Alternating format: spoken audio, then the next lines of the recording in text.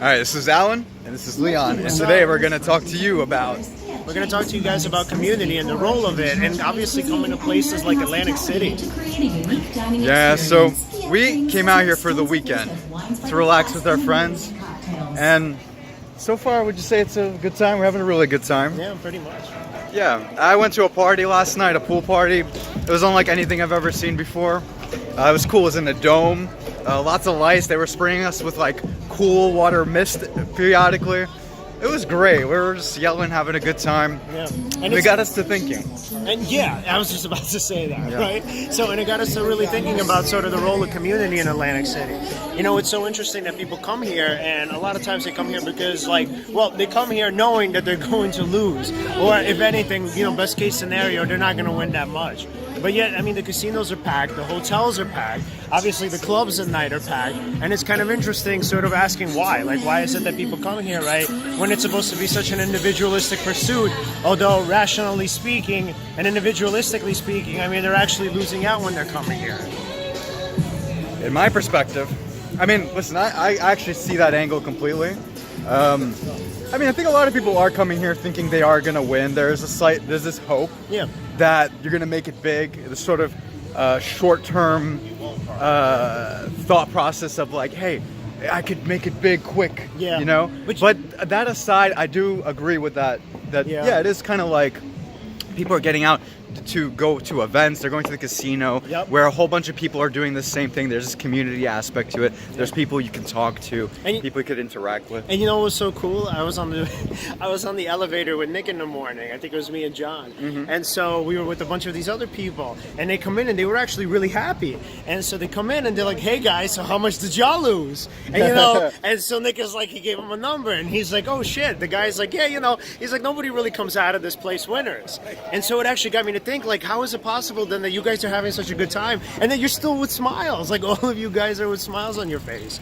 And so for me, the idea had to be is because that they were there as a family, so they were around loved ones, and then on top of that, they did something that they enjoyed. Even if, let's say, whatever it is, like obviously in this case it was gambling, and I mean, I don't know, whatever, you want to kind of label it however you want, but the idea was that they were doing something that in a sense brought them together because for them it was an activity that they enjoyed, you know, regardless of the, you know, kind of personal outcomes. So, but interestingly enough, he knew it, right? So it was a conscious aspect of him that said, or the awareness that said essentially like, yeah, I knew I'm going to go here to lose, but I'm still going to be okay with it. And more than that, I'm even going to be happy about it.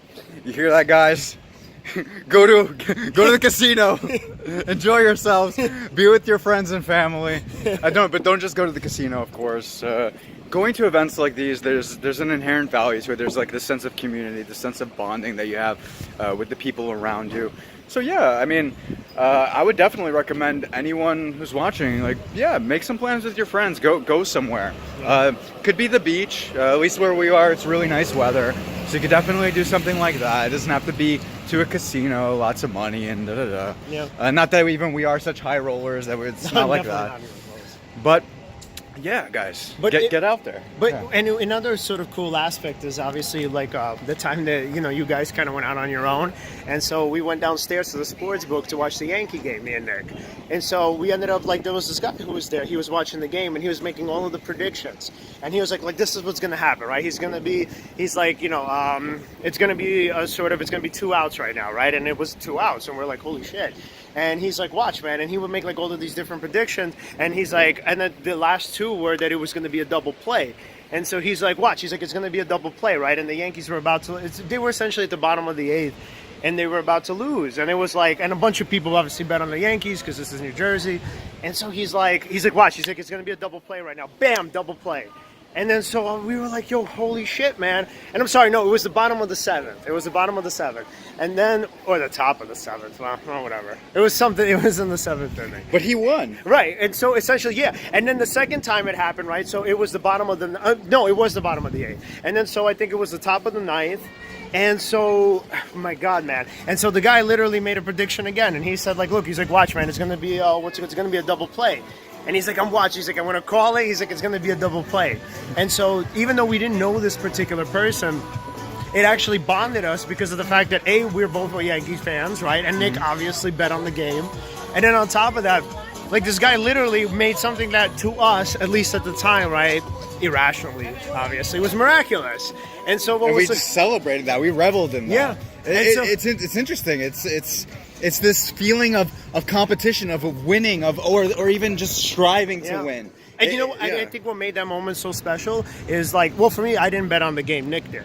But what made the moment so special to me was like, here's this random person, right? Here are Nick and I, these other two random people, and we got together and we united over a victory of a team that we didn't even really know. People And we that's don't people know. you can meet. That's that's potential friends, potential people in the community, potential people they could just get to know. And it's very interesting because especially these days, we're all kind of on our devices and hanging out at home and playing video games and all that. And there is a value to that. But exploring this other side to things, there's a value to that too. And yeah, it's pretty cool. And I think it's like, I think also that we see that all the time when we go to casinos, that we see people just kind of getting together and let's say at a blackjack table or at a poker table, and they start rooting for each other. And these people are just consistent. I mean, well, not consistent, but they're sort of the strangers, right? They're people who absolutely don't know each other, and for whatever reason, they're like, yeah, you know what? We're all playing against the house in this case, right? I mean, we don't really like these people because they're trying to take our money, and in a sense, they all bond together in order to support one another. And so, I mean, at least from my sort of understanding of things, right? So, if let's say we were to kind of expect, or rather, let's say if we were to kind of accept, rather, so if we were to accept this fact that, let's say people know on some level that they come here and they're going to lose and that's not really what it's all about, that you can kind of see that when people bond and they get together and they sort of root for each other to win, they sort of bond over sports betting and kind of root for their teams to win, that brings them together and that gives them a sense of community that they might not have otherwise. So, I mean, I'm not saying, look, I get that there are a lot of people who legitimately think that they're going to come to casinos and they're going to win, but I think a lot of these people, they come here because it's like, for them, it gives them a sense of purpose in the community where together, right, even though it's like, I get it, not the greatest person in the world to beat the house, but even still, like, that is their goal, right? That they sort of become a part of a tribe together. And whether they're playing blackjack, whether they're playing poker, whether they're betting on the Yankees, they're literally all in this one tribe saying, like, look, I don't know you, guy, but I want you to win and I want me to win. And I feel like we identify with one another. You hear that? I want you to win. You want us to win. We all want to win. Goodbye.